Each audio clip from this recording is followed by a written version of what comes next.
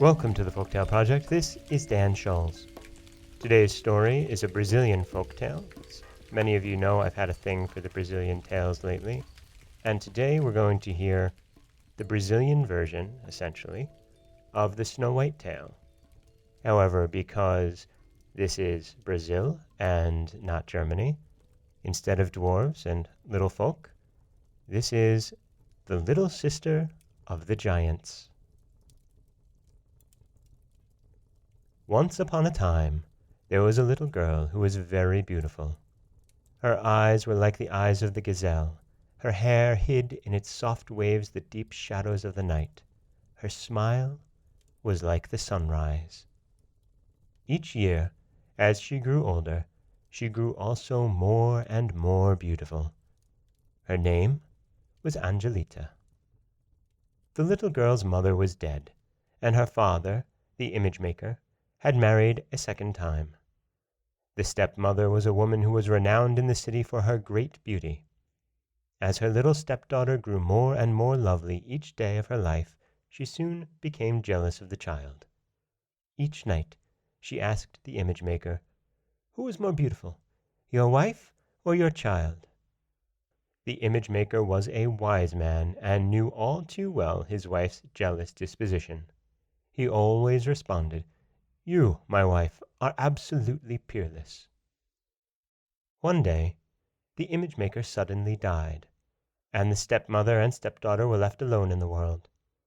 They both mourned deeply the passing of the kind image maker. One day, as they were leaning over the balcony, two passers-by observed them, and one said to the other, "Do you notice those beautiful women in the balcony? The mother, she is beautiful, but the daughter is far more beautiful."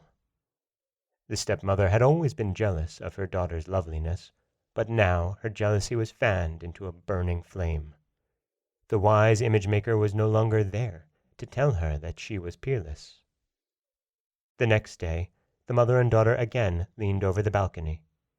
Two soldiers passed by, and one said to the other, "Do you observe those two women in the balcony?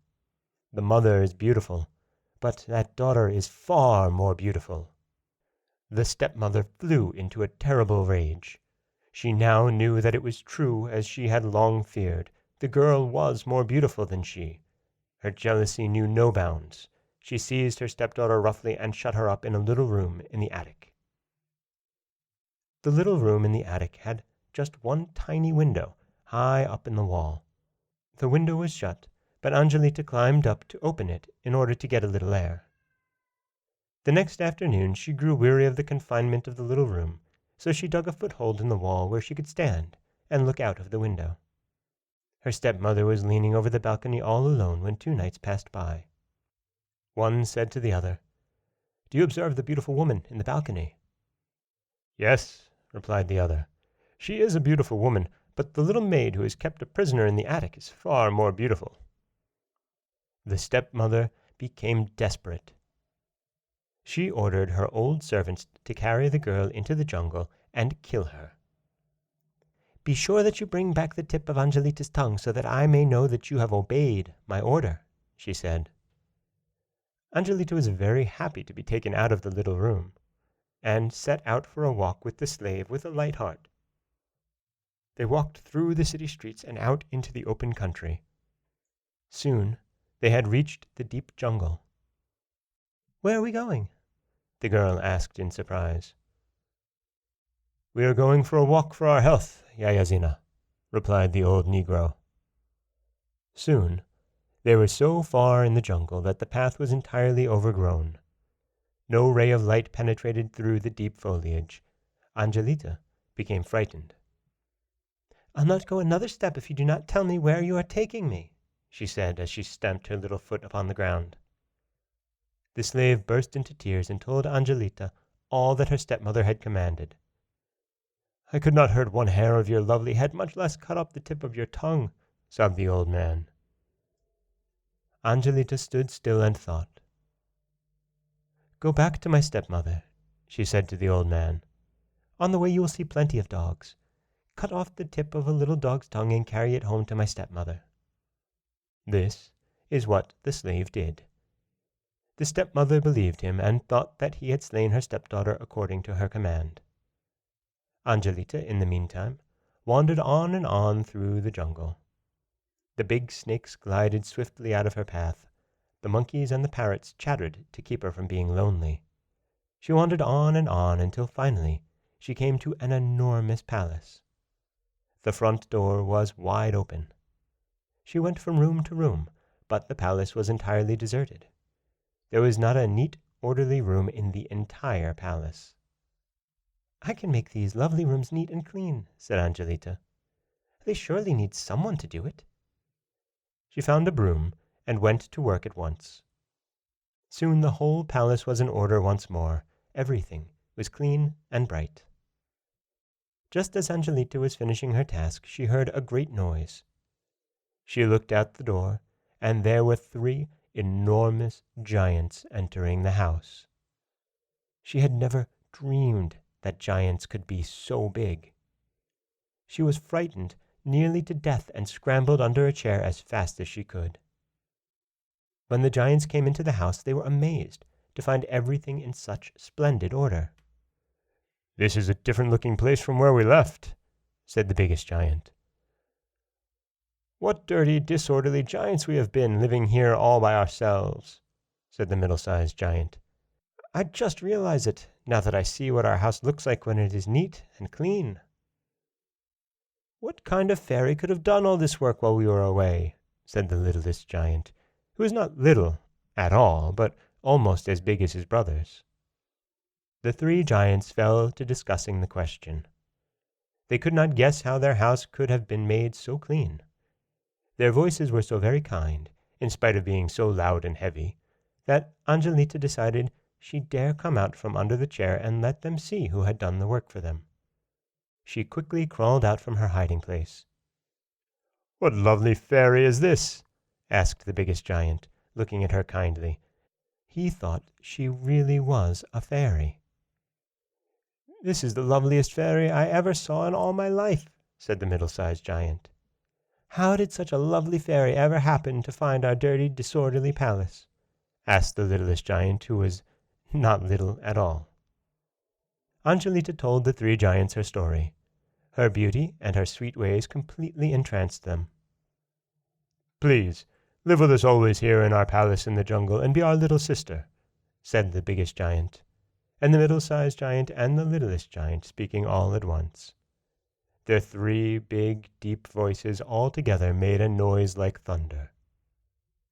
Angelita lived in the palace with the 3 giants after that. Every day when they went out to hunt, she would take the broom and make the palace neat and clean. They called her little sister and loved her with all their big giant hearts. All was well until a little bird went and told Angelita's stepmother that she was alive and living in the depths of the jungle with the 3 giants. When the stepmother heard about it, she was so angry that she thought she could never be happy as long as Angelita was living in the world. She consulted a wicked witch as soon as she could find her shawl. The witch gave the stepmother some poisoned slippers. "These will cause the immediate death of any person who puts them on," said the wicked witch. Then she showed the stepmother just how to reach the palace where Angelita lived in the depths of the jungle with the 3 giants. Angelita's stepmother followed the directions which the witch had given her and easily found the giants' palace. Angelita was so happy living with the giants and keeping house for them that she had forgotten what fear was like. She was not frightened at all when she heard someone clap hands before the door one day when the giants were away. She went to the door, and though she was very much surprised to see her stepmother, she invited her into the house. Her stepmother gave her a loving embrace and kissed her upon both cheeks. "Dear child, it is a long time since I have seen you," she said. "I have brought you a little gift to show you that I have not forgotten you. It is only a poor, mean little gift, but it is the best I could bring." Angelita was touched at her stepmother's gift and accepted it with hearty thanks. As soon as her stepmother had gone, she untied the red ribbon around the package and opened it. Inside was a pair of leather slippers. Angelita looked at the little slippers.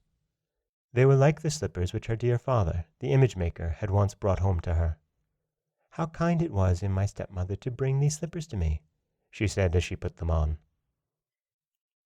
As soon as the slippers were on Angelita's feet, she fell dead, just as the wicked witch had promised the stepmother she would do. Her stepmother was watching through the window, and when she saw Angelita dead, she hurried home in joy. "Now I alone am the peerless beauty," she said. When the three giants came home to dinner, they knew at once that there was something wrong. There were dirty tracks on the floor and dirty fingerprints upon the door. "Who made these dirty marks?" said the biggest giant. "What has happened to our dear little sister that she has not cleaned them away?" asked the middle-sized giant. "I'm afraid there is something wrong with little sister," said the littlest giant, who was not little at all.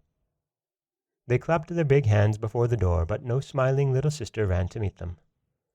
They entered the big hall of the palace with a bound. There, in the middle of the floor, lay Angelita, just as she had fallen when she put on the poisoned slippers which her stepmother had given her. "What evil has befallen our dear little sister?" said the biggest giant. "Who could have slain our little sister whom we loved so much?" said the middle-sized giant. "Who will keep house for us now that our dear little sister is dead?" asked the littlest giant.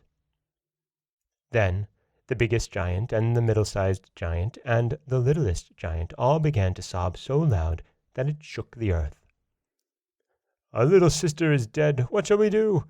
What shall we do?"